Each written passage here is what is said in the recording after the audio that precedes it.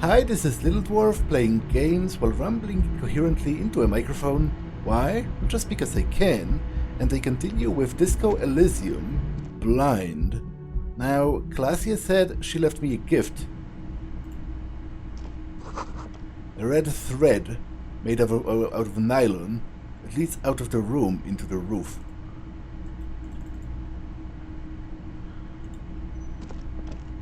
You see the same two neon-lit shapes, a man and a woman, only now a red thread bisects the room, pointing from the antenna outside to the cupboard on the wall. This is ballistics. She's left a trajectory for us. The lieutenant tests the thread with his finger. Drawn taut, it rebounds instantly. A ray of backward motion explodes from his mouth to the roof outside, A prime, to then widen into a radius of locations in Martinez, B prime, B double prime, and B triple prime. Where does this thread lead? It suggests the bullet came from the extreme upper quadrant of possible angles, from a point beyond the roof, B triple prime, the island in the bay. How did she know how to do this? She was there that night. She would have known precisely where the bullet hole was in the glass. She had a long time to think about it after, standing on that roof, staring at the glass. It also looks like there may be more to her skill set than we know. The question is, should we trust her? Of course we don't trust her, but we still should check it. I don't know. At this point... What difference does it make? Is she trying to tell us the shot came from the islet? Unless she thinks the perpetrator was standing on the ring antenna. That is where the thread seems to point. There are ruins on that islet. A sunken fort. I saw it through the coin-operated viewer. I remember. He looks out of the window and onto the bay. This is also the location we have yet to rule out. So it is. For a second he seems tired. Now you seem unenthusiastic. I just haven't gotten a lot of sleep these past few days. He doesn't really believe this will yield anything. Maybe we need to go there. The wind blows in from the open window. The lieutenant sighs, looking into the cold distance across the water. He is trying to justify it to himself. The lead is flimsy. You might as well go around Martinez, looking under every rock and talking to every person. But what else is there? What else is there? Not a lot, no. I don't have anything to say. This is just something that we have to do, Kim. I understand. Kim, let's go to the fucking island. Okay, let's go to the fucking island. He takes a second to gather himself and then says, How do we get there? Joyce Messier had a sloop, but she's gone. Liliane, the net picker, she's tarring her boat. Ah, yes, of course. The village. Let's go.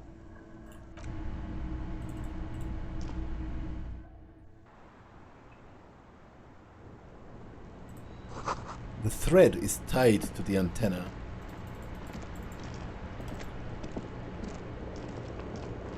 The same small, heavy door. Okay, any checks that I can retry here?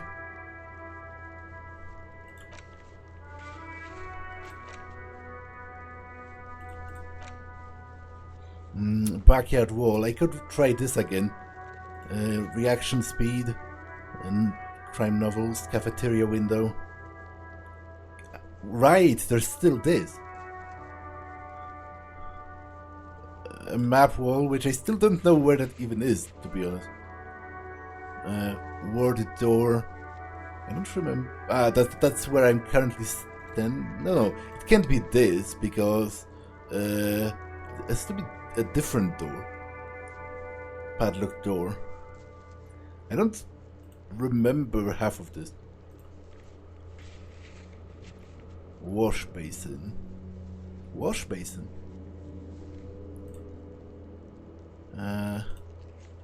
Okay, I will definitely go to the bookstore because it's pretty close, and I might try that just for shits and giggles. And this as well.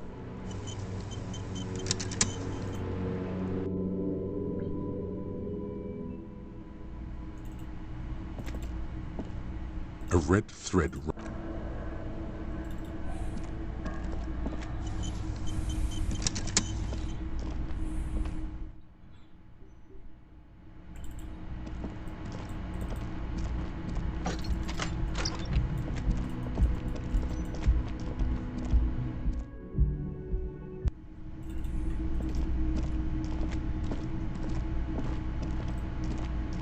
Oh, you're up. It's good to see you back on your feet. Did you like your room? I cleaned it for you. I did, thank you. Big improvement. You're welcome. I thought it would be nice for you to wake up in a clean place after you, let's be fair, defended this establishment and its clientele from gunfire. I give credit where credit is due, and that was a crazy move. Crazy effective. Petroleum bomb. Never seen anything like that. I was there until it struck him. Crawled inside then. Bullets started flying. Anyway. He really wants you to realize that he was also on the balcony looking by. In the danger zone, so to say. I wish you a quick recovery. Also, you and your partner are staying here free now. This establishment supports cops. The stay is free, but the drinks are not. It just felt I needed to specify that. Where did everyone go? Oh, you know, people don't tend to stick around after shootouts. Turns out they're not good for business. Okay, so I have to mention, when it happened, you were right out there on the balcony. Yeah, I was, yeah. That's because I'm a badass. He nods, trying to remain aloof. It really took courage. Don't pick at him.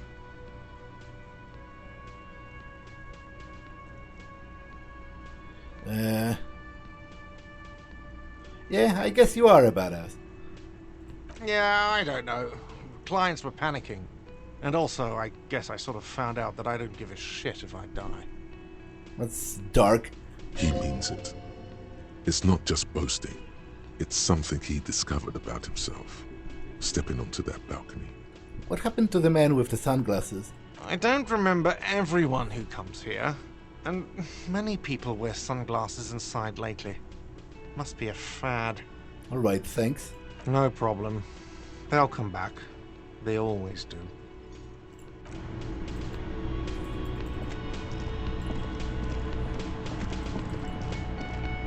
You see a heavy steel door with a prominent dimple lock. It's painted blue. It could be connected to the barred door upstairs. The cobalt blue surface feels rough to touch. The stainless steel door is flush with its frame on every side. Old cobalt paint, rough on the fingers. 40, 50 years since this was painted maybe. It leads to a side building, adjacent to this one. The old building next to this, half ruined. Whatever is behind it must be older. The door does not budge.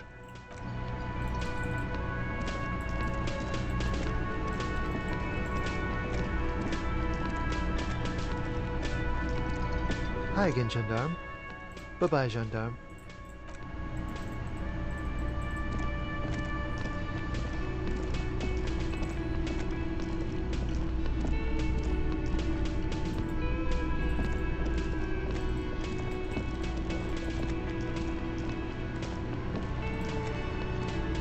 See, you approach.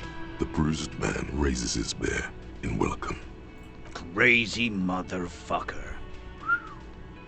Didn't think you had that fury in you. But I guess I've misjudged a lot of people lately. There I was, thinking, where are we gonna find a tin opener large enough for those cans? Then Capo Loco shows up and just sets a man on fire. Impressive shit, Copper. None of us would be breathing right now if it wasn't for... I guess what I'm trying to say here is, thank you. This is big. It's as big of a thank you as Titus Hardie can muster under any circumstances. No need to thank me, just doing my job. Well, cheers anyway, Copper. He raises his whiskey in salute. I'm sorry about the people you lost. Theo was old. I think he'd be pretty happy with the way he went. Never could imagine him withering away on a sickbed. But Angus, he was just a stupid kid. Didn't realize the mess he'd gotten into. Trusted me. Still, the balls on that kid. Went down fighting for someone else's shit like a fat, angry bear.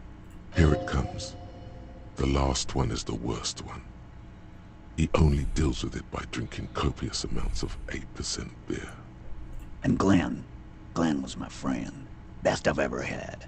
I'd love that crazy homo like my own brother. We're all fucked without him. But what do? This job is shit. He takes a sip of his beer. Hold on, what about that Shanky fella? Dennis, you saw him run. He's a mean little shit and I never trusted him. He'd better run real fast now. Real fast. They were good people. I'm sorry it went like that. Well, yeah. Memento mori. Right. Memento mori, or remember that you must die, is a slogan various religious orders have thrown around since the dawn of mankind to emphasize the vanity of earthly life and the transient nature of all earthly pursuits.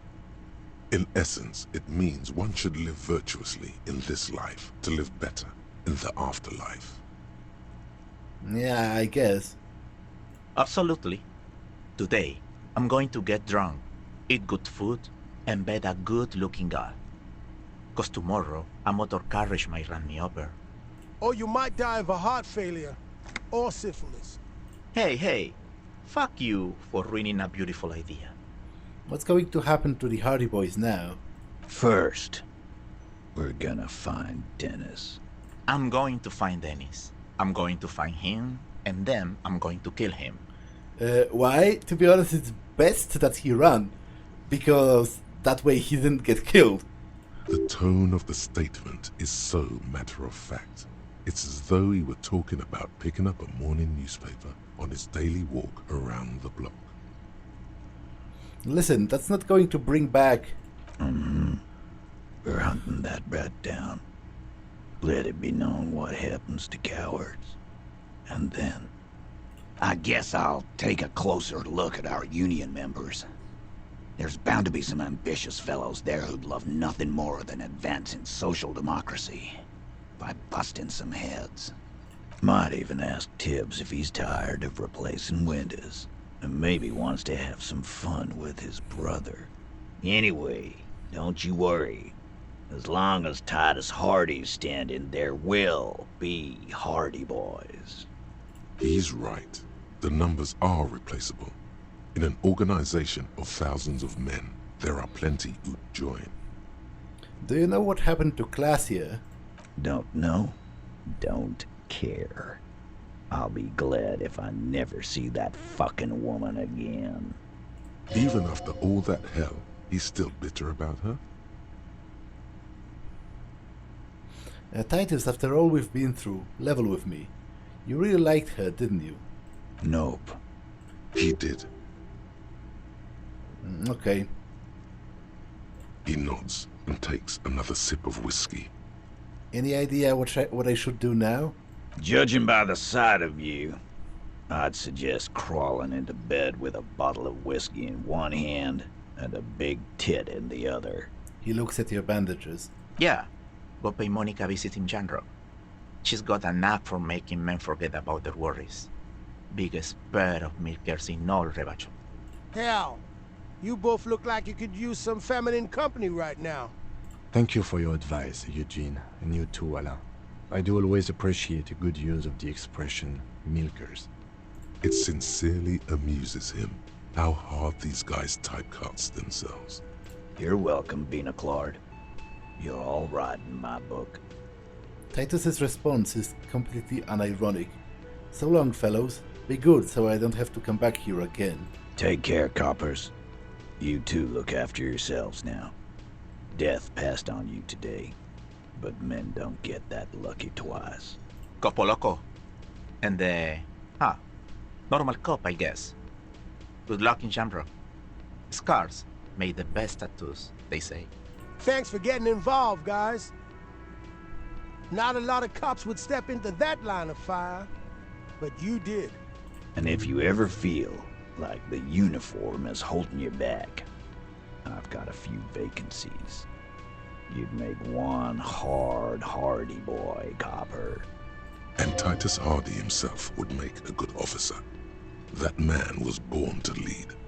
The RCM could really use a man like you, Titus. Think about it. I will, capo.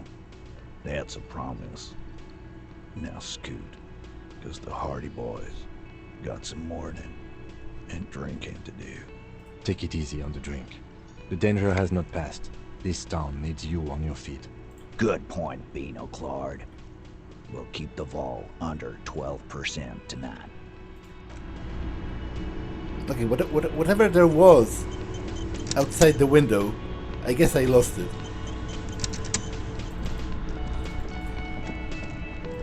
Oh well, you can't get them all on the first playthrough.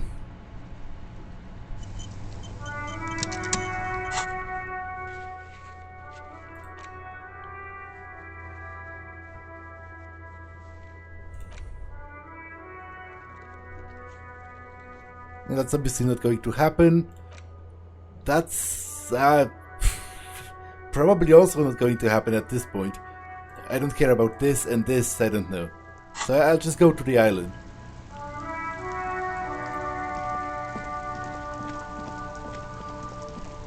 The graffito has been painted over the traces of the fight that took place here. It smells of blood and heavy fuel oil. This was Cindy the Skull. Looks like Cindy the Skull finally found the words for her masterpiece. The lieutenant crouches, touching the fuel oil with his finger. Looks like it, yes. This is still fresh. It wasn't here yesterday. I smell heavy fuel oil. And blood. Some of it is even yours. Heavy fuel oil. Isn't that flammable? No, that's probably a bad idea. Someone might get hurt, or some buildings might burn. Although, to be honest, funnily enough, I actually approve of this much more than I approve of painting on buildings. Like, if you paint on the ground, assuming like it's sidewalk, or this is not a place that cars are ordinarily supposed to go on, I don't think. And even if it is, they are not the type of society that has like unified road markings or whatnot. So this is really not obscuring anything, and it's not impeding the use of the road. But I'm not going to set it on fire. No, bad idea. Okay. Sorry. Whew. Close call.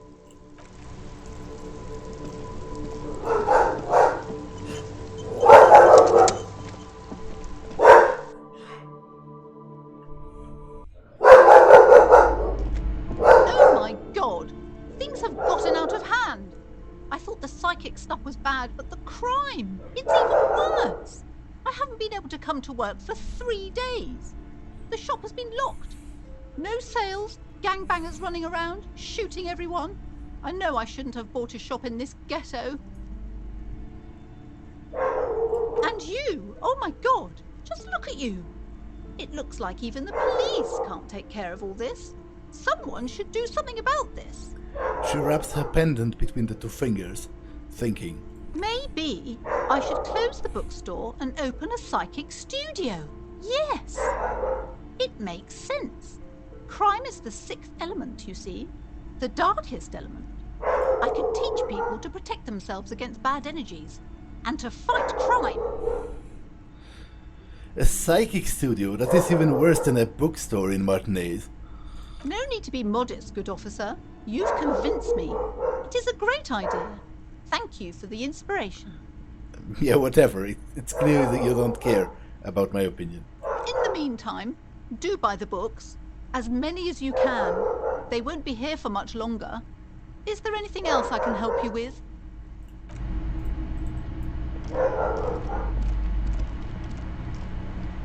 Hi, Ace Detective. Are you here for more books? What are you doing now? Math. It's really difficult. Like, really. They say you need it to get rich.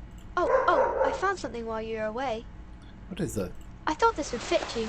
Like, thanks for helping out. Not me. The city, I mean. Like a detective does. Well, but that's already happened. What? Is that a bug? Or... Where did you... a detective hat? Yes, just like the one Dick Mullen wears all the time. Right, I have to get back to my homework now. But this already happened and I gave this hat away? Okay, that's a little weird. The display rack is brimming with worn paperbacks featuring an extremely muscular, sword-wielding... Okay, I'm not going to buy the Man from Heimdall book because it's $10 and I only have 20 and I might need it before the actual end of the game. Shelves filled to the brim with crime novels featuring the supposedly stalwart Vespertine detective, Dick Mullen. Your attempt to grasp at the answer fails. It seems very close by, pulsating just out of reach.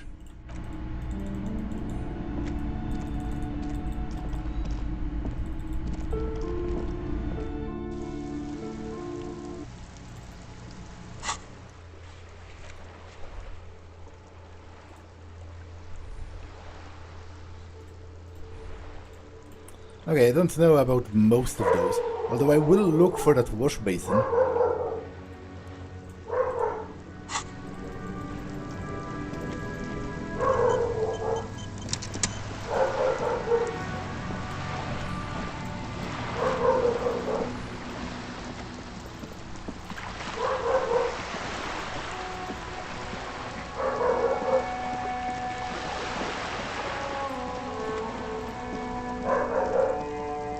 Just an ordinary wall, nothing to see here. Because you see it, finally. This wall is sublime. Look at it.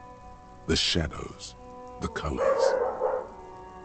Look at the conceptual joy flow into your... Let the conceptual joy flow into your pupils and blossom into thoughts in your brain. All the other walls on all the other houses must make a pilgrimage in adoration of this, the uncontested pinnacle of wallcraft, color peeled from the very face of God. Oh, Wallfather. No, I'm not going to do that. That's against my beliefs. There's nothing to add to perfection. Your loss. Farewell, brainwashed wall at the end of the world.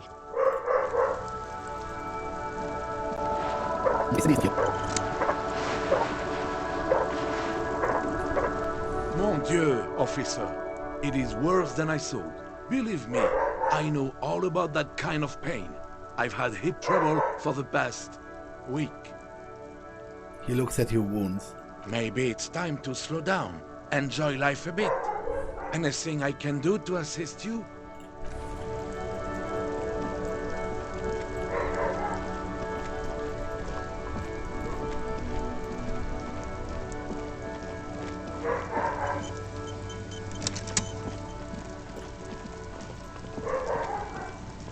Everyone says you started crying in the middle of a firefight and then bled like a pig.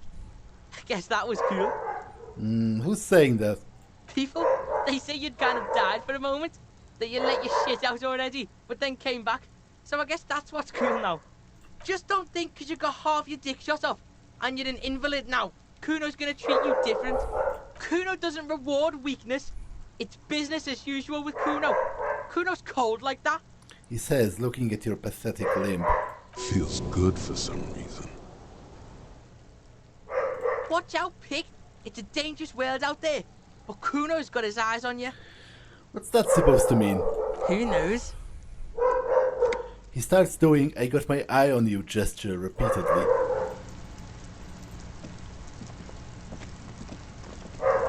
I'll die before I squeal, pig.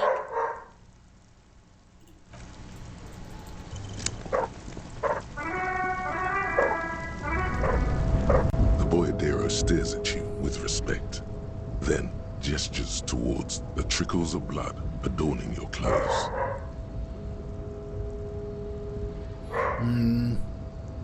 Yeah, I got shot. No big deal. Yet you live. It goes back to an older era where this was commonplace. You have a true boyadero heart. So where is everyone? Hiding, gathering themselves. The harbor's in full lockdown, friend. No getting in or out, for the time being. What's going to happen next? Time will tell. I'll tell Everard you dropped by. I'm sure he'll be glad. He gives a small wink.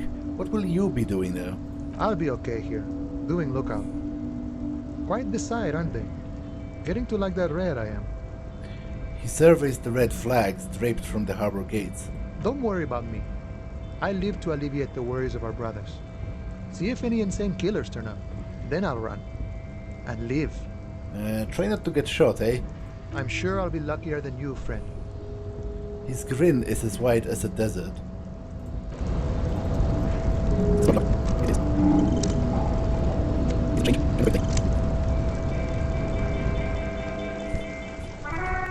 My man, you're alive. Almost. Kind of. Sort of alive? Alive and limping. Man, what a day. I missed out on most of the action, but I heard it was quite the encounter. Had a strong sense of finality to it. So what's next? You guys heading back to Jamrock now? Talk is local union muscle were behind it all. I'd reckon the case is closed, even if it kind of turned into a shit show. It wasn't the local union muscle, by the way. Hey, that's just what I heard. Old wives' tale. So, what next? I'm still looking around. Loose threads to tie up. Good luck with that, my man. Ain't easy being you. But hey, you're still breathing, right? You're not angry with me anymore? Fuck it. I'm a bad guy now. There's things more important than holding a grudge. It's okay. You've been through enough.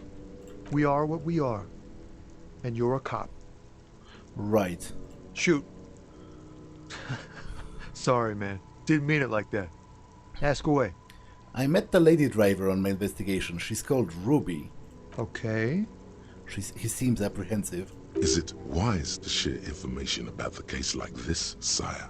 The lieutenant throws you a quick glance. What are you doing? I guess I'm going to say... I have to tell him something. I started this. I will not tell him I let her go because that's kind of bad PR for the police. She slipped away. Oof, good on her. And good on you, too.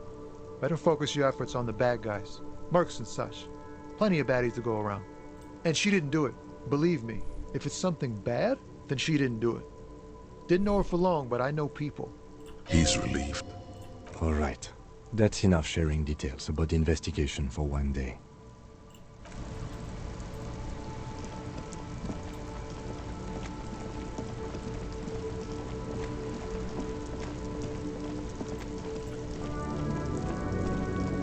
Wow!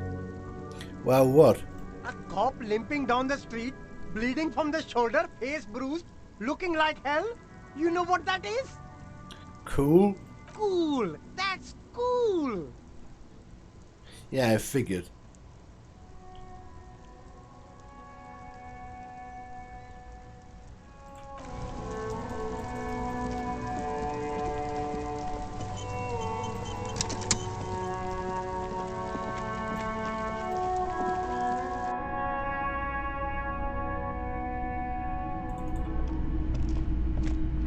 Between you and me, this is why I don't get involved in local politics.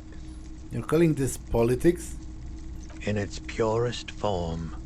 Now, what can I do for you? I guess nothing.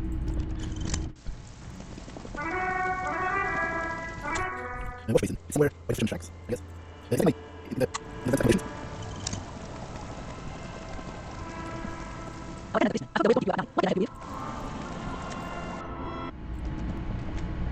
On the table, you see a bowl of water, a rough soap, and next to it, a small hand mirror. Okay, I don't want to shave. So to be honest, I'm kinda done, right? Because this is on the island as well. This is not going to happen because she's not here. This, I don't know. This is I'm not interested in, and this might be a main quest thing, or I just don't know how to get there, so...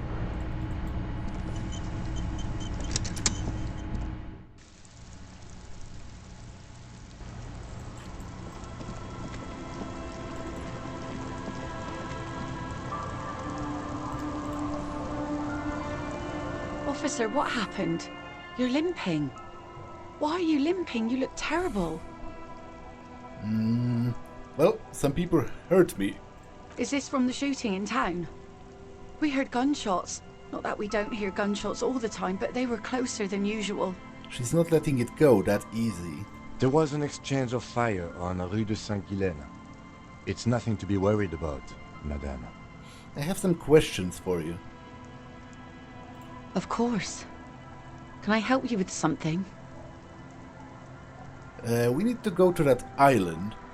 That won't be a problem. It's wind still and the tar just dried. We've got 2 days of relative sunshine ahead. What's on the island? I saw some ruins through the binoculars. Used to be some kind of fortification there before the war. For the communards. An anti-aircraft gun, I think. Bombed to bits in the landing. I haven't been there myself. Always steered clear of it. Hasn't been there herself. Who has then? You said you haven't been there yourself. Who has then, if not you? My husband used to drink there. Him and his drinking buddies. Always seemed like a bad place to drink to me. People died there during the landing, you know. My mother told me. This must be one of the many fortifications that was used in the dying days of the revolution against coalition forces before they took this city. The kids sometimes go there too. I know they do, on rafts. I tell them not to, but they bring back old bullet casings and such. Which kids? The twins. God forbid they bring the girl along on some rickety barge. She points to the 2 kids playing on the concrete yard. Can we maybe ask your twins about that place before we go? Would that be alright? Be my guest. They've a strange way of talking. See if you can get anything useful out of them. I seldom do. Is there anything I should know about getting there? Well, most of it's sunken. Underwater. That means concrete underwater. Cut your boat if you're not careful. Be sure to enter from the south side. Water's deep there. Aye, aye, Captain. Could we borrow your boat? If you promise to bring it back. And no scraping the hull. I just got it nice and yellow. And no drinking on the boat. And no joyriding either. Her eyes narrow. Of course, ma'am. It's only for a day or two. Official police business. Aye. Not alone. The crow's feet disappear from the corners of her eyes as she smiles at you. Thank you. We'll use your skiff to get there then. Please be conservative with the fuel, will you? Just filled her up, but it's a small tank. Okay, I'll ask her kids about it first.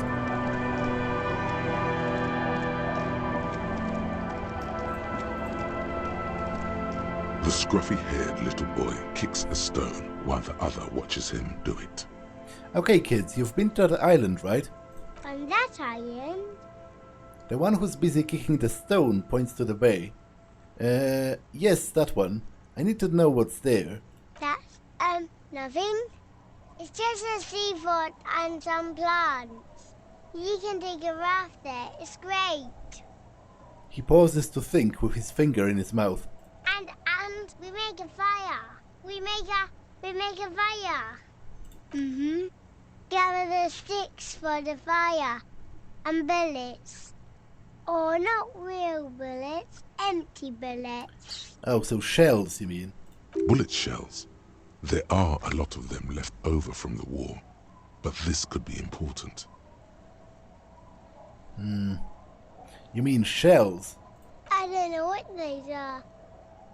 What then? They're lights. The fire guy comes and asks us to put the fire out. They must mean a human being on that island, but it's cut off. Someone lives on that island? No. The boy answers, shaking his head vehemently. Yes. His brother looks at him, then at you. Let's go with yes. The lieutenant raises his eyebrows and whips out his notebook. Who is the fire guy? Because He pauses to think. he asks to put the fire out. No. Okay, that was stupid. The question was, why is he the fire guy? Well, that makes perfect sense. Why does he ask you to put the fire out? I don't know. He doesn't like it. He don't like people to be there. You shouldn't go. Yes. The other one adds laconically, standing with his hands glued to his side, like a little tin soldier. You mentioned something about lights. I don't know. Did you mean there are electrical lights? He points to the street light. Yes. The boy looks at his toes. Is there anything else you can tell me about that guy? Age? Does he live there? No, he doesn't live there. I don't think. No, he lives there. Been there twice, 2 times. He doesn't live there. He isn't there sometimes. Anything else? What does this guy look like? I don't know. How come? We ran. He just yelled we shouldn't be there. Is that all you know? Is there anything more you can tell me about the island? There's The boy says, rubbing his eyes. It's clear that he has no intentions of finishing the sentence. Lights, fire guy. We should check up on that island. Yeah, bye kids, take care.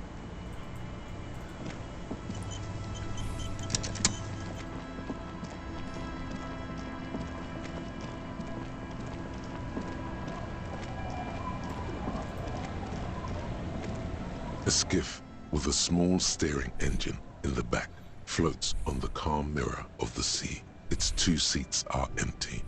Once you get in, that's it. One pull of the starter handle, and you're off into the bay. A strange trepidation comes over you. Are you sure you want to go now? Yes, I don't have anything else to do. Remember what the net picker said. It's a small tank. You won't be going back and forth on this. Get in and right to the island.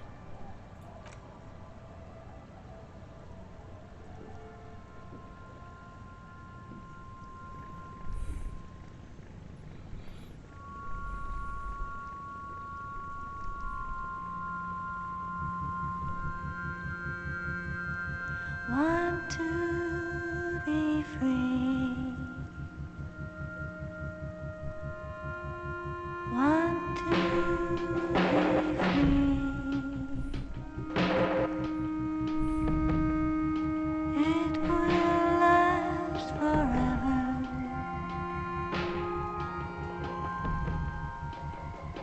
Eternally.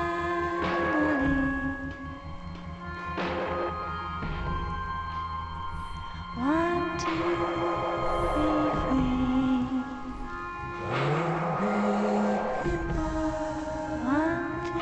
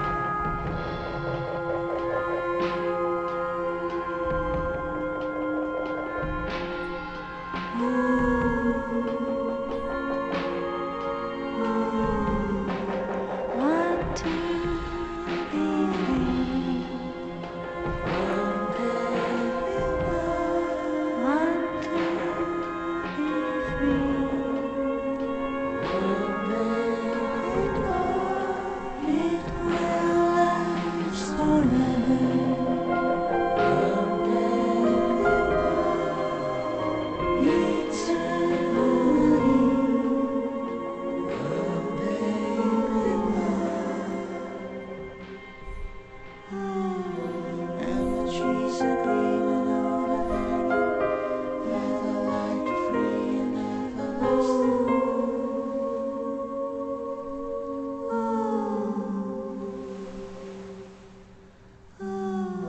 And the trees are green and overhanging, ever light, free and everlasting.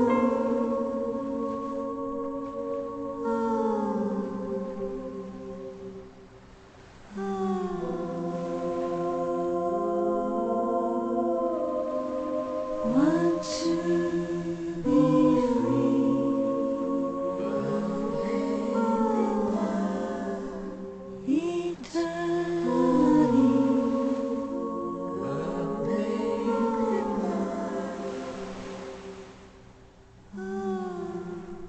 Disco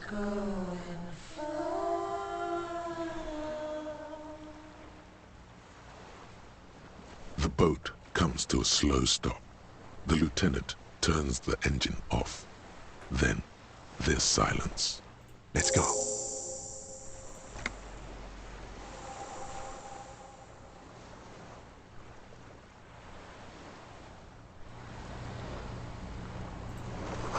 A makeshift bridge.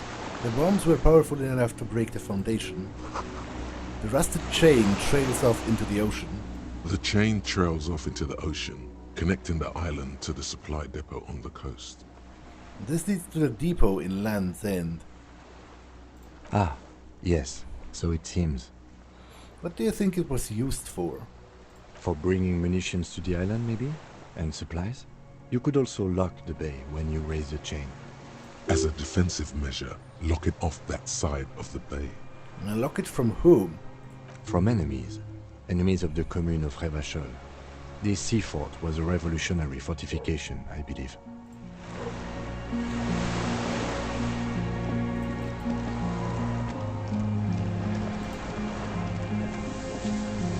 The tires are falling apart. They are at least 50 years old.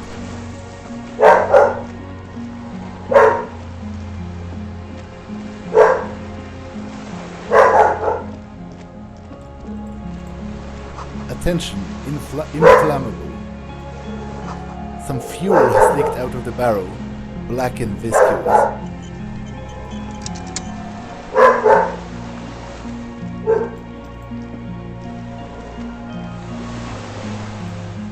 The barrel says ICM. You see a star with a little speck on it. The little birch from the coin-operated viewer still holding on. No way to get up there, the stairs are gone. How do I get down there though? Is it through here? It does seem so.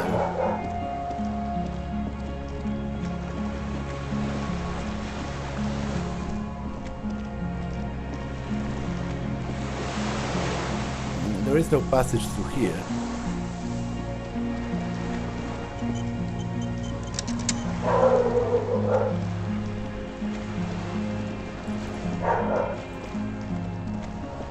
ICM.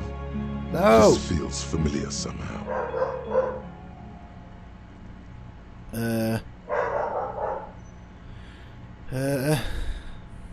Looks old. What is it still doing here? After 44 years? That's not nearly enough to hide what happened here, Lieutenant Gefreiter. One of these barrels was still leaking fuel, as you saw. The city is full of things like this. Old bullets, guns, fuel. A white star. Point to the star on the label. No, an upside-down star. With its horns in the sky, the symbol of the commune. RCM. Sounds like RCM. Well, ICM sounds like RCM, Revachol Citizens Militia. It does. Why? The RCM may descend from the ICM. May?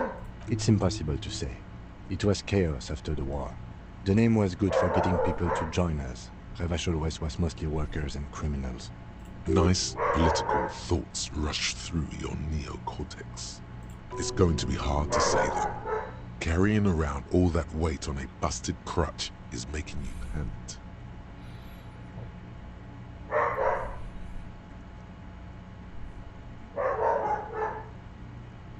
I don't have an opinion on that, really.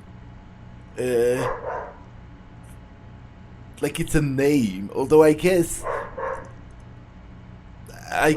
depending on, you know, whether the previous formation was linked with any war crimes or whatever, it might be in bad taste to keep that name. It's a little embarrassing in 51, no?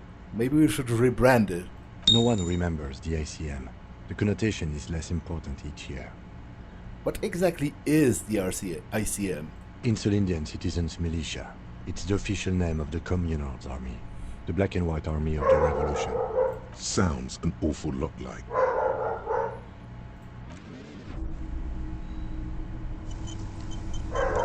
Okay, I think I should equip a flashlight.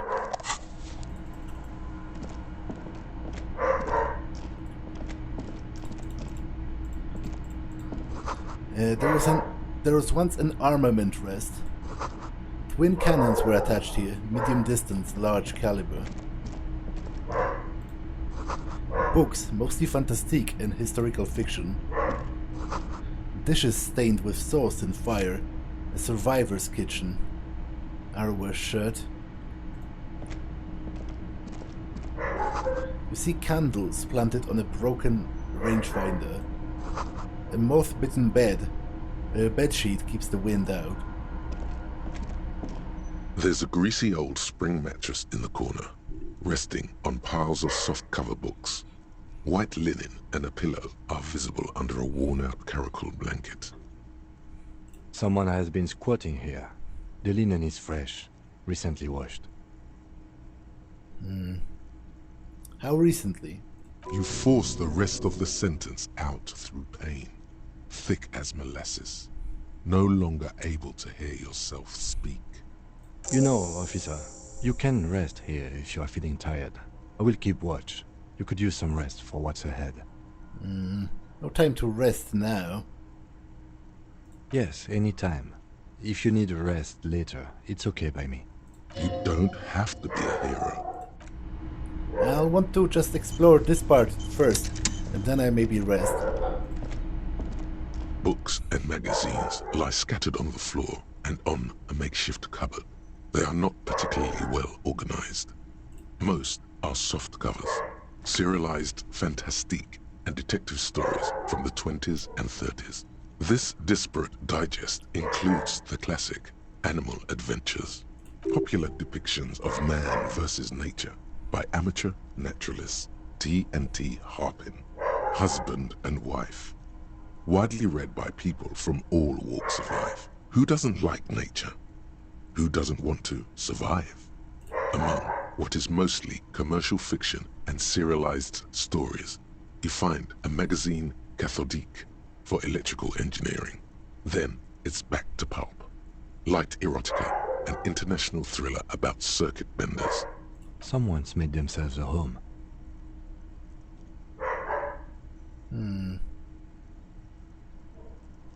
That's a pretty low chance.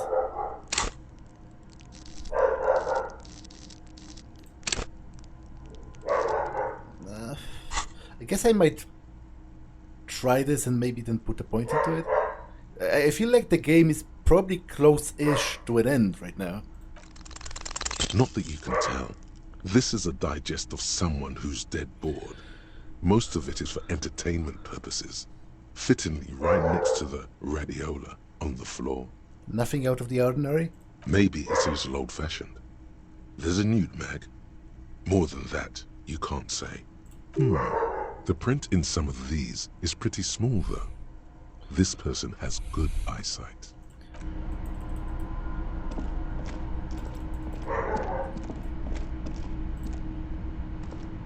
An old cylindrical generator is nested above the ammo lift, with makeshift electrical wiring running out of its side and across the floor. The cables disappear into the wall to your right. The lieutenant puts his hand on the metal barrel, checking for warmth. It's cold now, but someone has been maintaining it. The wiring has been repaired. Wait, haven't you heard this before? A hollow ring. The canister is empty. Dust falls from the generator and down into the ammo lift. What does it mean, a generator here? I don't know. I'm not a philosopher. I mean, why is it here? Someone with basic electrical skills has restored it in order to keep the room warm. Maybe it's the fire key. The wind outside picks up suddenly, with a faint howl. Inside, it's warm. What kind of generator is this? Liquid carbon. I would imagine it takes mazout. He points at the open fuel cap at the side of the dynamo. The kind that's favored by vagrants and fuel thieves. It's been a long winter. The lieutenant pauses. Something seems to be pecking at the edge of his concentration. He gives you a sideways look, before adding, long and cold. There's no time to dwell on this moment. You've got to keep moving. Where do these wires lead? Downstairs, somewhere?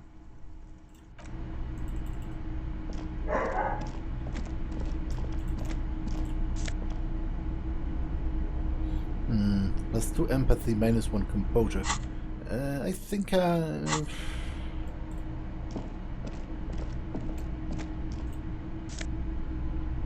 don't need this. I don't need this either, to be honest. Great blast door must weigh over 10 tons. Rust peels off of it. You see a small metal door nested inside a larger one. A heavy steel blast door. There is a conventional keyhole above the handle. It's very small. What's on the other side?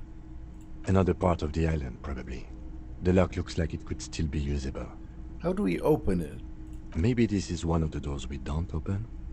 He looks at the door, then at his bigger brother, then at the lock. He's right. It would be better to open its big brother. A powerful engine hangs under the ceiling. It must control the blast door. You're right, we opened the big one. Do you see the controls anywhere? I think there's a console just southeast. Let's look around. Getting the blast door open seems like the best plan.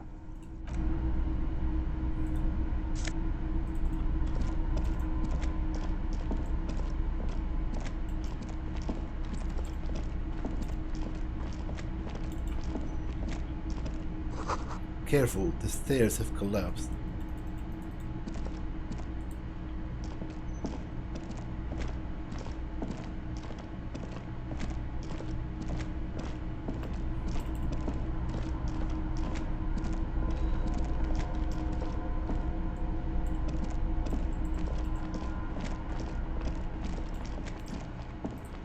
And this hatch is jammed shut.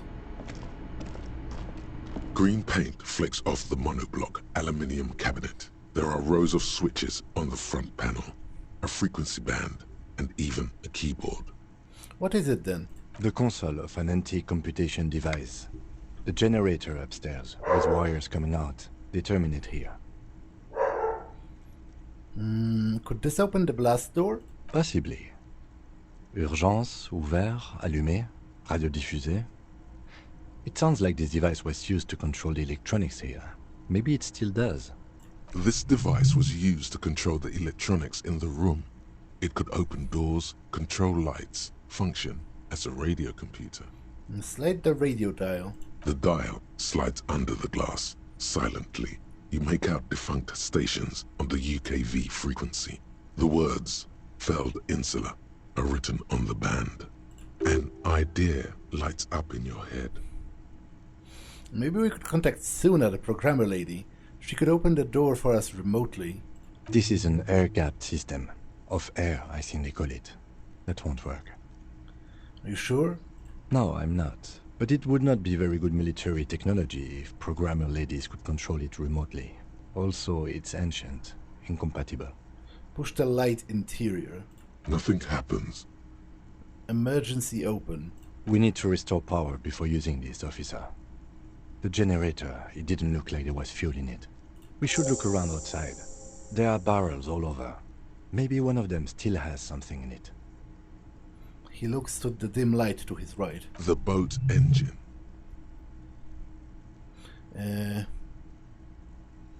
Or we could get some from the boat engine, but then how would we get back?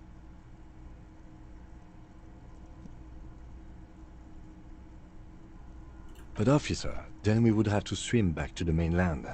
Let's just look around, okay? The consul stands by.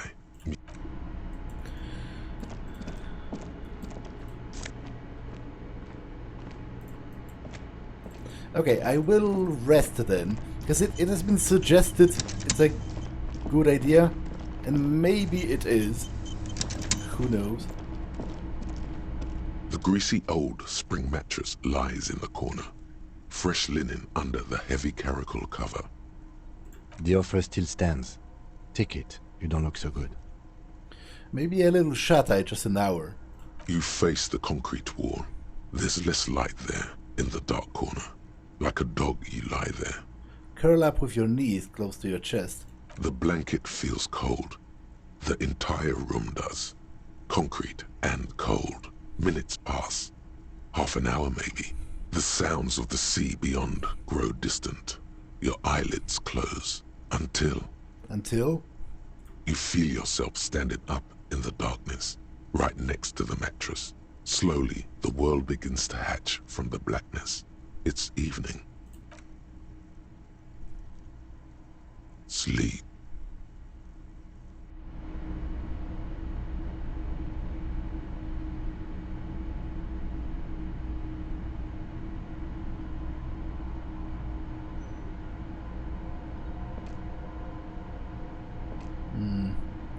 Is this a dream?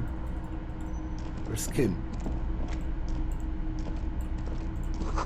The lieutenant is no longer here. Go outside to the beach. The door is still here, closed. Feels strange somehow. You can't get in. I don't seem to be able to get out either. It is. I think this is a dream.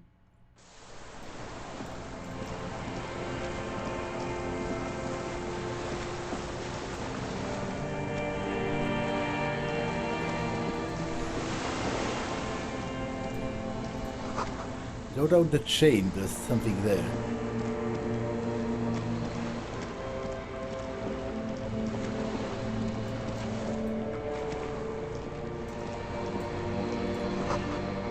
Walk into the water now. Walk into the water? What? Why would I do that though? Can I go upstairs? This does feel like a dream.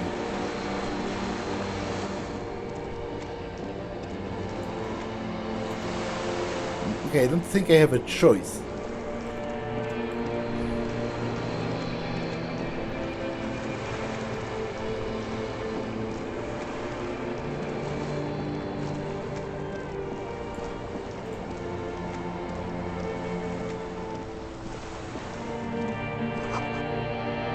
You see her footprints on the water. My wife? Further. Oh yes, this is most definitely a dream. Dolores Dei, the innocence of humanism, internationalism, and the welfare state, turns around to face you. She has an airship airbag in her hand. She seems to be in a hurry. Yep, that's definitely about my ex-wife. Okay, don't say you need to talk right away. Melt the ice first. This way you're already talking. But you don't even want to talk to her. She would only be cold and mean. Let her go. Let her go. This is the holy queen of the territories of Muindi and Insulinda. Think of the historic knowledge we could glean. This is a once-in-a-lifetime opportunity to win her back. Win her back? How does that fit in here? And what is the Holy Suzerain doing here anyway? Where are you going? I'm going to Morova. To live there, in Grad. It's 1 million kilometers away, Harry. Might as well be another lifetime. What's in the bag? Just my scepter, my globe cruciger, a spare silk gown. A toothbrush, travel documents, the crown of immortality. The crown of immortality. Aren't you already wearing one? Oh, this. She corrects the wreath on her forehead. This is just a wreath. The crown of immortality is made of rarefied light, mana and raw palladium. It was passed on to me by the rulers of late antiquity. She looks at the suitcase, not knowing what more to say. Then, over her shoulder. Anyway. Can you stay for a moment? We need to talk. We need to have one more massive epic showdown. I don't think we need to, but let's do it. No, Harry. No. I don't want a massive epic showdown. I want to go to the aerodrome. I have tickets for the 10:20 flight to Morova. Really, we don't have anything to talk about anymore. Every combination of words has been played out. The atoms don't form us anymore.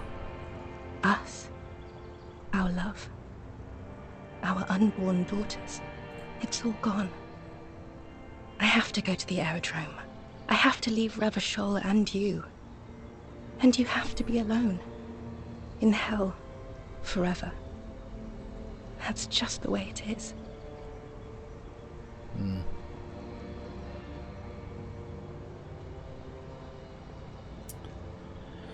I bought you this figurine. Now, on face value, this is a little stupid, but I assume I bought it because something about it reminded me of her. I don't want it. It looks expensive. I don't want it. I thought you liked figurines. I thought the figurines were for getting you back. That's not what figurines do, Harry. But then the figurines don't do anything. She looks at the headless found rider between your fingers and doesn't know what to say. What about dice? I had some dice made at this special place. Harry, I don't want things.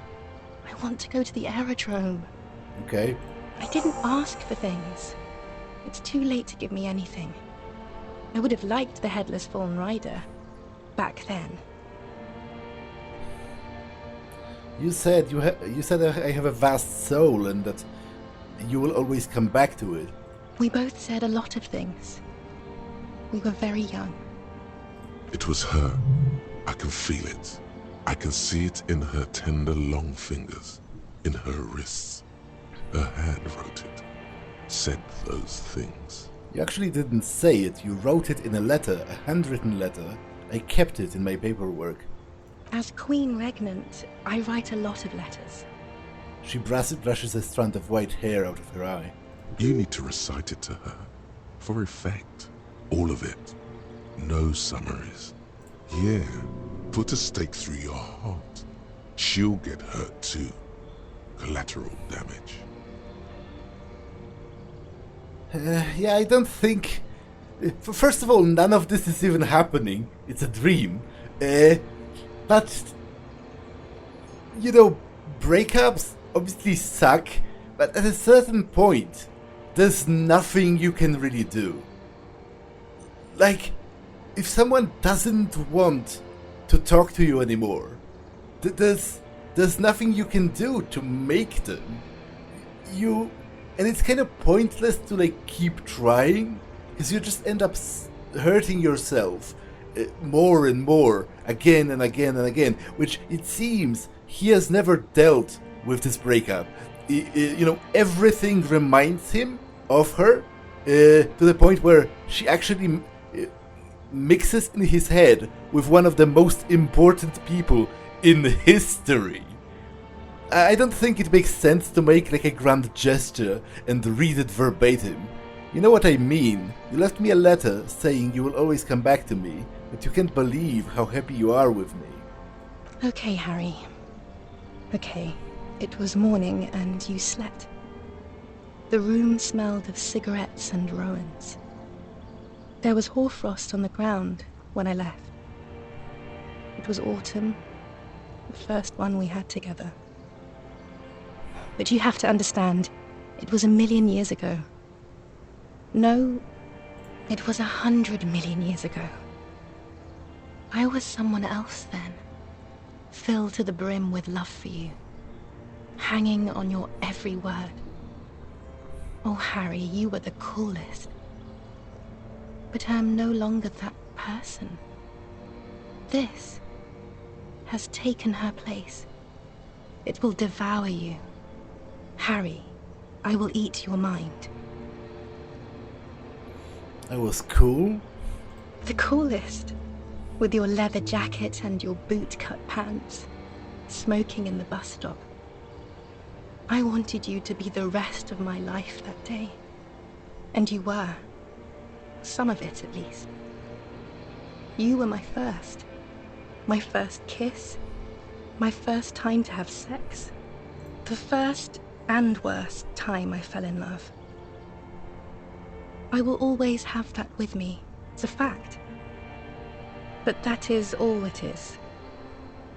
It's like a ticket stub, Harry. It doesn't do anything anymore. A ticket stub? Yes, let's talk about that too. Let's bring it up, the zoo. In Le Jardin, the day we went east of the river, to the aquarium first, I was sad about my mother. I don't even know why. The shimmer of the fish tank on my face, the octopuses. It was just a day then, but to think, were we there now, you could touch my hair, kiss me, talk to me about anything, go virtually anywhere in the world. Not like now. Now our interactions are limited to pain and regret. That's sharp and precise. You're so sharp. No, it's all you. I always loved you for it, but it could not save us. It could not make me stay. In the end, your mind just told you precisely how bad things are. And who would want to stay around for that? Can't you turn back to the person you were? Can't you think I'm cool again? No. You scared it out of me. With your crying, your hysteric, the awful time we wound up having, and the cheap rental flats you could afford. Can't you see? I can never think you're cool again. I can only think that way about new people. You're a better man now. More level-headed. More normal. Yeah, it won't help anyway.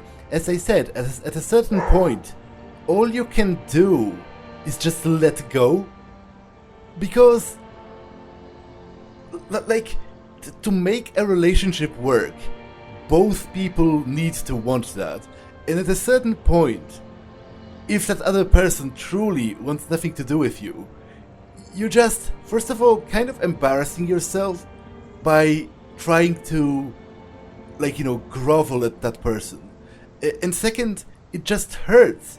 It hurts to, like, delude yourself with the hope that you're going to change things. And sometimes you just can't. Sometimes things just suck. It won't help anyway. Nothing will. I've been poisoned by newspaper and news. All I can do is scream at them and think of her, secretly. What now? What happens now? What is the next thing we talk about? Is there really anything left? If not, we can always repeat one of the things we have already talked about. Talk about it again. If you do not feel like doing that, you should let me go to the aerodrome. Don't let her. Don't let her go there. You should redo the topics. Go over everything. The things you didn't say before, too. Make it go on and on. Yeah, as I said, there's no point, but I will choose some of those options. Just to hear what his mind tells him. This is kind of pointless. I know she isn't. It's just the image of that person and how pure she is and all that. It reminds me of her because I'm idealizing her in my head. Like, this perfect person that I lost and I keep thinking about and can't let go of. I've taken responsibility for my actions now. I'm a new man, weighty and normal. She doesn't know what to say. I'm so fucking normal right now. Yes, okay. I'm glad. I mean, I'm a moralist. The other moralists almost took me away on their airship. I'm not broken. I'm not a broken, insane man who can't live without you. I know I've made mistake, and I've taken full responsibility for all of them, so you can live with me again if you want to. I'm better now. It doesn't sound like you're better at all, Harry. It doesn't even sound like you're a moralist. It just sounds like you want to win me back or something. I don't want you to try that anymore, okay? It's too sad. I need to go. Total annihilation. We got annihilated, Harry. It wasn't about responsibility at all. It was always only about you having no power at all. Over her, yourself, anything. That's why they didn't take you on that airship. You're insane without her. That's not a very good way for things to be. It's not, but... She looks at her feet. Little golden sandals cover her toes. But what? Tell me there's something good.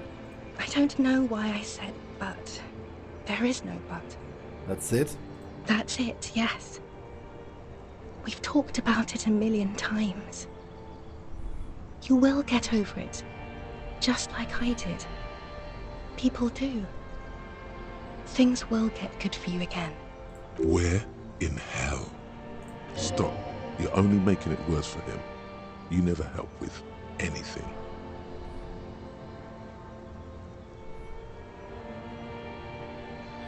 Maybe I'll get over this. I think I reached the end of the investigation. See? It just takes some time. For you, I think it'll take something like 20 years, maybe. It was hard for me too. I used to think I couldn't live without you. She looks you straight in the eye. Her irises are light blue, flecked with green. But I can. She keeps her shoulders squared and her back straight. But it's clear, you're still making her sad. 20 years. That's so much time. Yes. It only took me 1 year, maybe 2. Phew. She smiles and wipes her brow in relief. To be honest, this hits so hard for me. Because I myself am ridiculously bad at letting go. Like, there are relationship-related things that happened like 7 years ago at this point, and they still, you know, it's sort of an over and done with kind of a situation. That person doesn't want anything to do with me anymore. Like, you know, to the point where,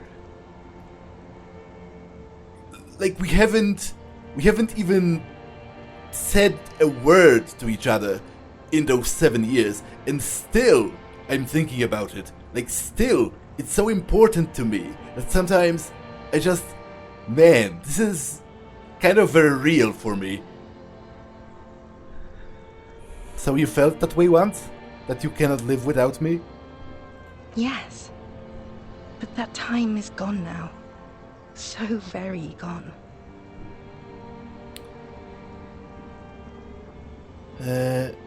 I'm sorry I made you sad. It's okay. It doesn't have to be like this. Maybe we could try again? No, Harry. We can't. Why? We already tried again, and it didn't work. Is that how it is now? We should just try all good things twice, and then give up. By that logic, not you too.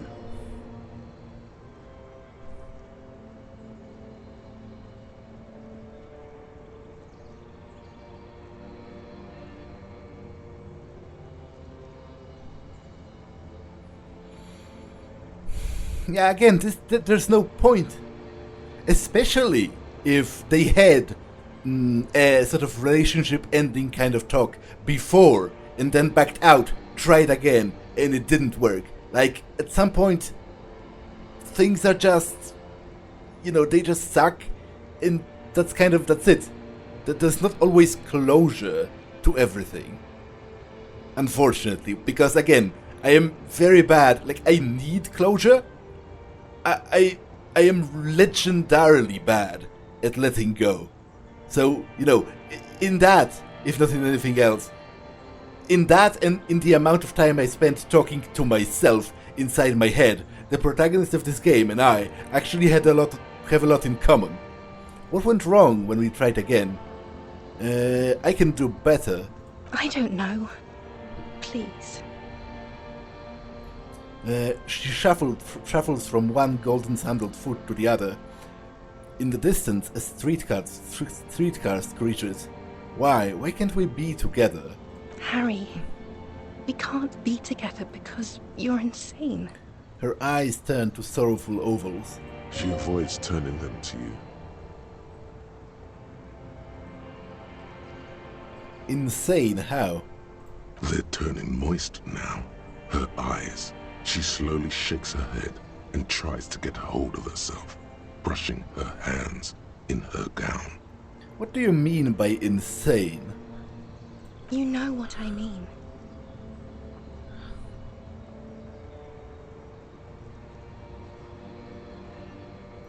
It was just a necktie, it's over anyway. So, wait. So is this... Man!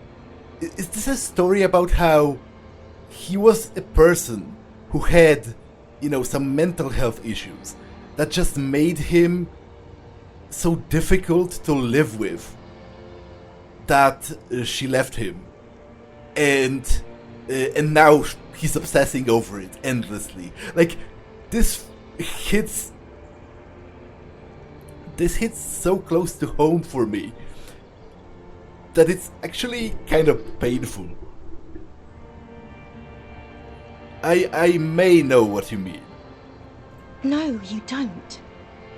You've worked there for so long, you can't even talk like a normal person anymore. It's always lists with you, questions. Let's talk about something else. See? Let's talk about something else.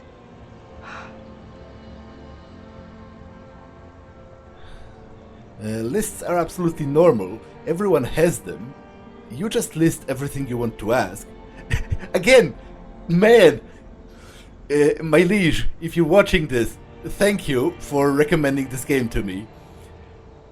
Because, and I wonder, when you did you know, like, how much am I going to connect with it in the end? Because I might be insane too, and I do make lists. Like, I do write a lot of things down, including, like, conversation starters for walking up to people, like, so that I don't have to think of it on a spot. Like, I think about a list of topics, or I write compliments, like nice things that I think about a person, so that I can sort of, when they're down, I can sort of consult that list and tell them, with excruciating detail, what it is that I appreciate about them. Lists are absolutely normal. In descending order, usually. It's best to do them like that. It's not just the lists. You get sad, Harry. Too sad. People can't get that sad. It's impossible to watch. Other people get sad too, but not like you. You stay down for too long. Until you start giving your thoughts names and talking to things. In conclusion, you're ill. You're an old, insane man. And you have to be in hell until the end of your life. And I have to go to Morova. I will try this, even though it is pointless. I know you still love me. Kiss her.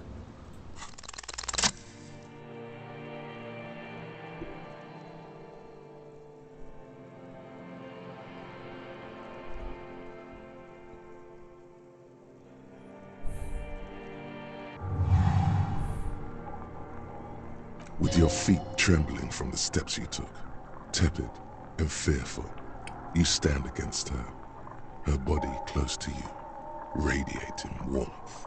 With your eyes closed, you move your lips on her mouth. She is not kissing you back.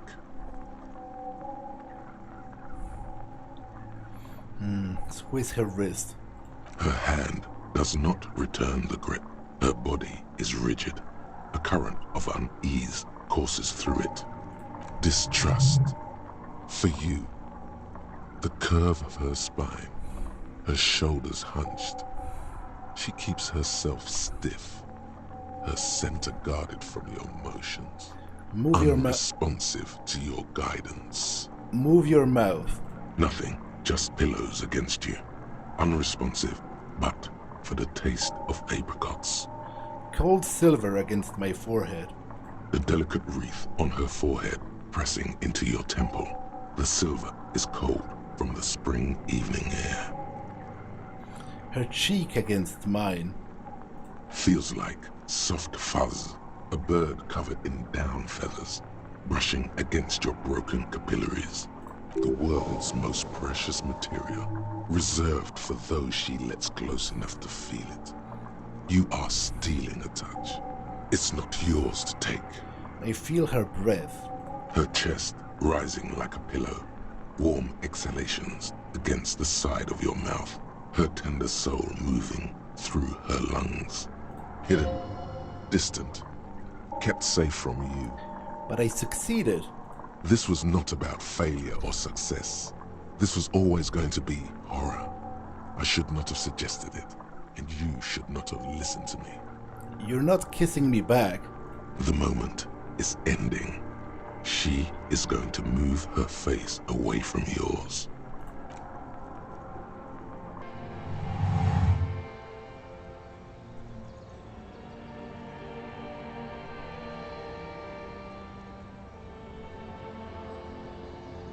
Trying hard not to look at you. When she withdrew and you held on to her hand, she tried not to look at your face and see the expression there. Brother, you should put me in front of a firing squad. I have no words for how I failed you.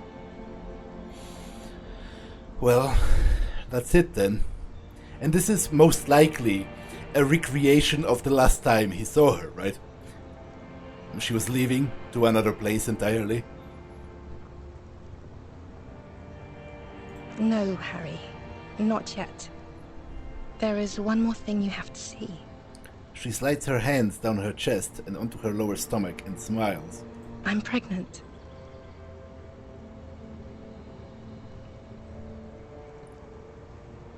Is it mine? Of course not.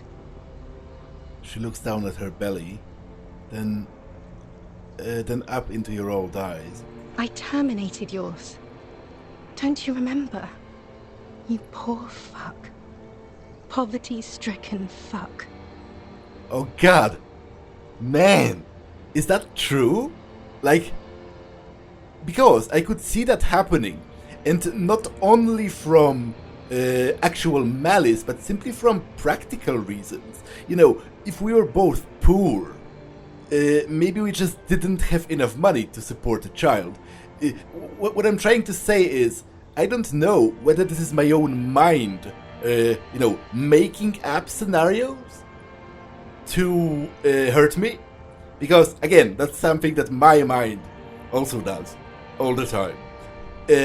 Or is it like a reflection of reality in that she did ultimately have a kid with someone else? And she terminated mine. Now, go ahead. Ask me more questions. Let's talk about something else. No, this has to end. Do the last one.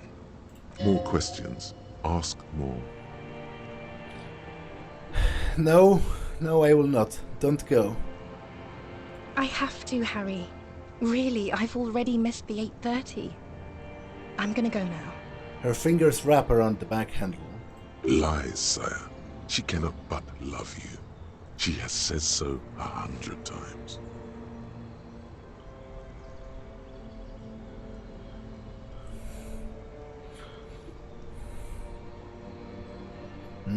hold on, what is there to do in Mirova? This is, it doesn't, like, I would like to ask those questions just to get content, but from a role-playing perspective, I kind of don't feel like saying anything. I need to see my list again. Where's my list? It's literally me. Okay, I understand. Not silently, like a martyr. No, you don't. You're just being a martyr. And I'm really going now. The time is up. I must be on the 10:20 flight. Will we ever see each other again? I won't see you, but you will see me. How can that be?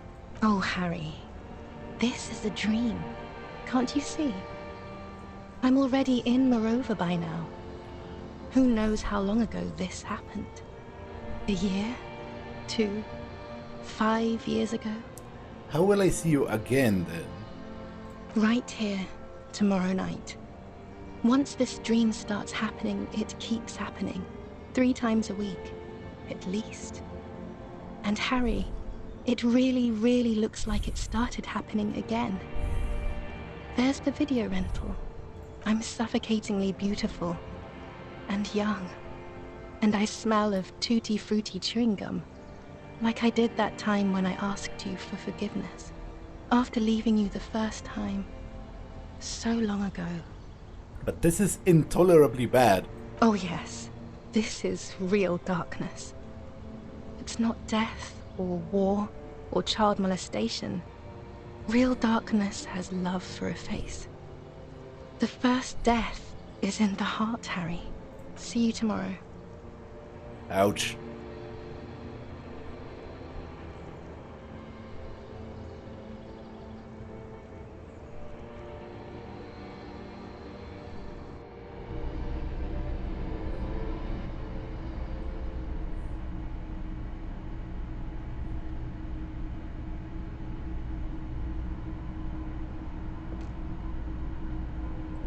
You're up quick. How was your sleep?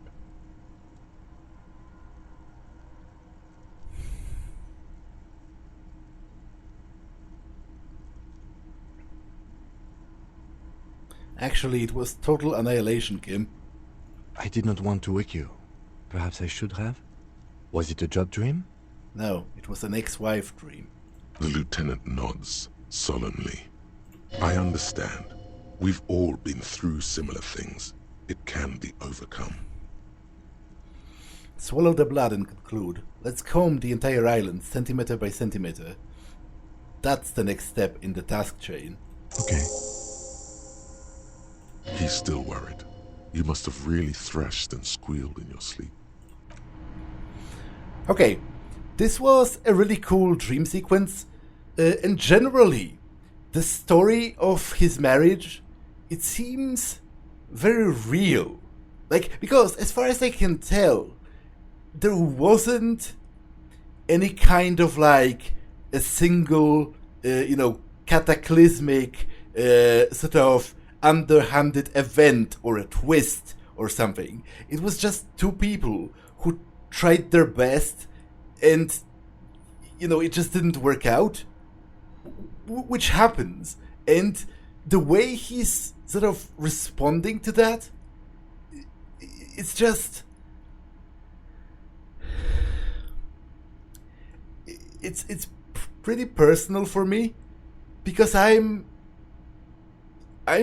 pretty similar to this game's protagonist in the way I approach my own thoughts and my life and myself. Like, I overanalyze everything 100% of the time.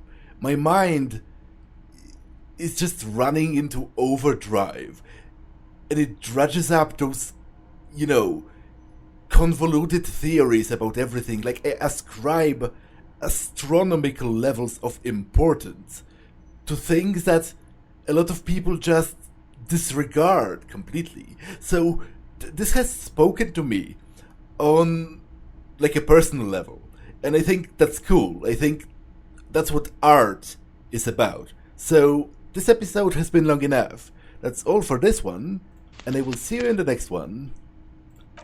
Bye!